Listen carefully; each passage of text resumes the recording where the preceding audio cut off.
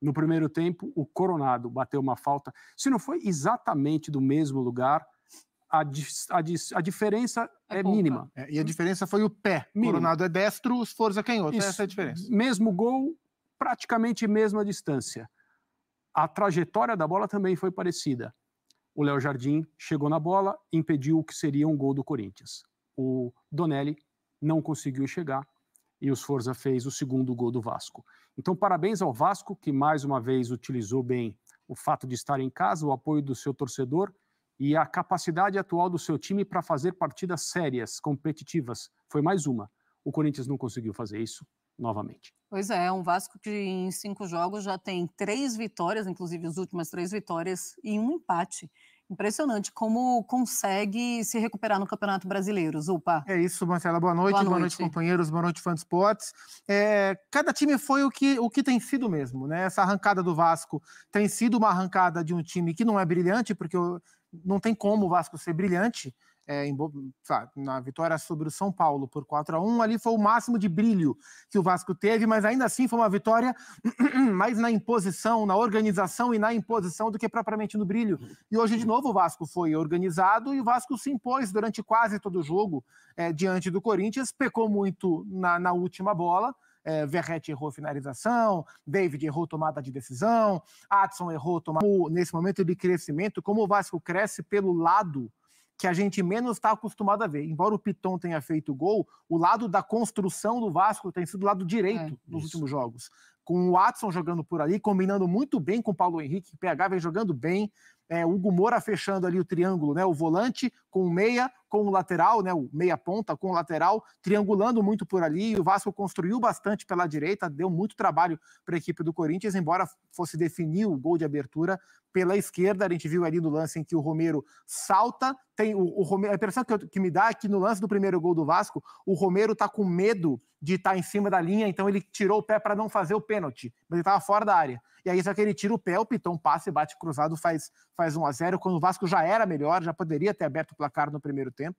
E o Corinthians tem pouca força de reação, né? De novo, não é um time que não corre, não é um time que se entrega, sabe? O torcedor não pode cobrar a falta de empenho desses jogadores. Mas é um time que tem dificuldade para se organizar, tem dificuldade para articular. Hoje, sem o Rodrigo Garro, sofreu ainda mais. As peças ofensivas que o Corinthians tem, elas são muito, muito suscetíveis à fase. O Romero é um jogador de fase. O Yuri Alberto é um jogador de fase. O Wesley é um menino ainda, mas é um jogador também de fase que tenta muito individualmente, mas erra muito mais do que acerta, ainda mais nesse momento de pressão que o Corinthians vive. Então sai muito pouco, né? Saiu a falta do Coronado, que o Jardim fez uma defesaça, o Léo, um chute do Mateuzinho de fora da área no começo do segundo tempo, que o Léo Jardim também encaixou. E estamos conversados. O Corinthians ameaçou muito pouco o Vasco. Então o Vasco foi o time que ele vem sendo, organizado, forte fisicamente, tentando vencer os jogos do jeito que dá, e venceu do jeito que deu. E o Corinthians foi, de novo, um time com pouco recurso, que fora de casa, quando muito, consegue fazer um gol. Como foi o último gol fora de casa, foi aquele gol do Kaká de peito contra o Atlético Paranaense. Desde então, perdeu para o Palmeiras, perdeu para o Cruzeiro, perdeu para o Vasco e não fez um gol sequer. E é assim a banda toca. Pois é, teve um chute ali do Bidu também no primeiro tempo de pé direito, que passou pertinho. Sim. Mas assim, mais do que isso também não me lembro. A gente tem a tela com a classificação do Campeonato Brasileiro para mostrar para vocês. E eu queria comentar, Djalminha, como tá ficando muito, mas muito complicado pro Corinthians. Bom, o Flamengo é o líder com 31 pontos, aí vem Botafogo, Palmeiras, Bahia, São Paulo, Cruzeiro, Atlético Paranaense, Fortaleza, Red Bull, Bragantino. Aí o Vasco já é o 10º colocado com 20 pontos, já está na primeira página. Então pegou a vaga, o lugar que era do Internacional, que agora é o 11º, que tem 19. Juventude também tem 19 pontos, o Atlético Mineiro 18. Olha o Atlético Mineiro como caiu. Já é o 13º colocado com 18 pontos. Aí vem Criciúma, é o 14º, Vitória é o 15º, o Cuiabá é o 16º, aí começa a zona de rebaixamento. O Corinthians tem 12 pontos, Grêmio 11, Atlético Goianiense também 11 pontos, o Fluminense na lanterna com 7 pontos apenas conquistados. Detalhe. São 8 pontos de diferença do Corinthians para o Vasco. E dessa turma ali de baixo, o Corinthians é o que tem 16 jogos. Sim. O Grêmio tem 14, a turma tem 15. Então o Corinthians está sempre um jogo à frente dos demais e muitos pontos atrás. E é muito preocupante, né? Porque a gente não consegue ver nenhuma reação do Corinthians. Sem dúvida, é muito preocupante.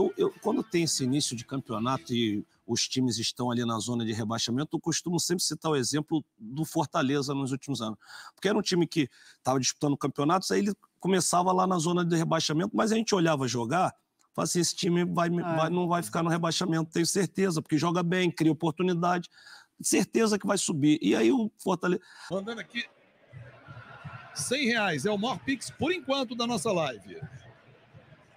Bola pelo lado direito com o jogador que é Paulo Henrique. Com Praxedes.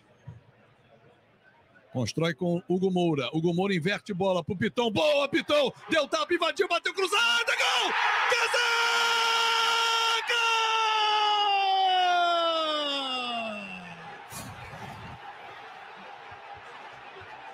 Casaca, casaca, casaca! É gol do Vasco! Gol!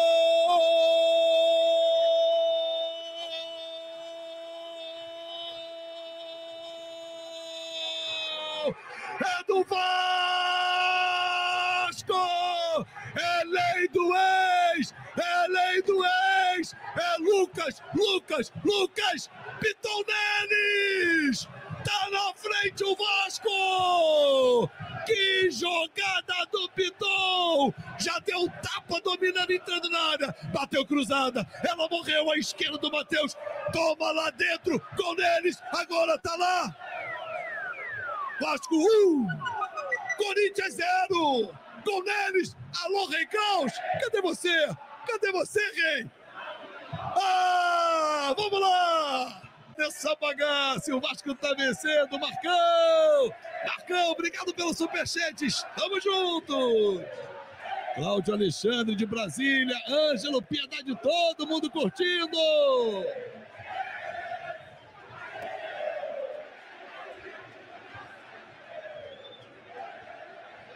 Arerê, o Corinthians vai jogar a Série B. É o que a gente tá cantando em São Januário. Estamos já com 48, faltando 3 para acabar o jogo. A torcida faz a festa. É festa em São Januário. Vou festejar.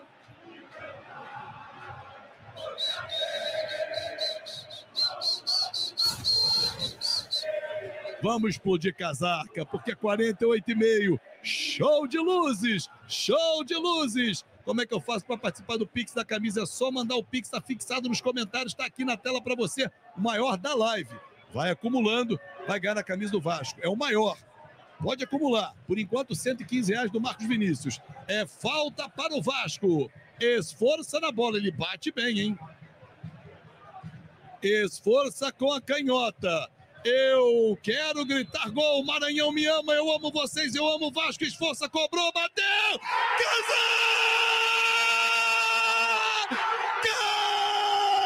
Porra, que golaço! Casaca, é gol do Vasco! Por aí.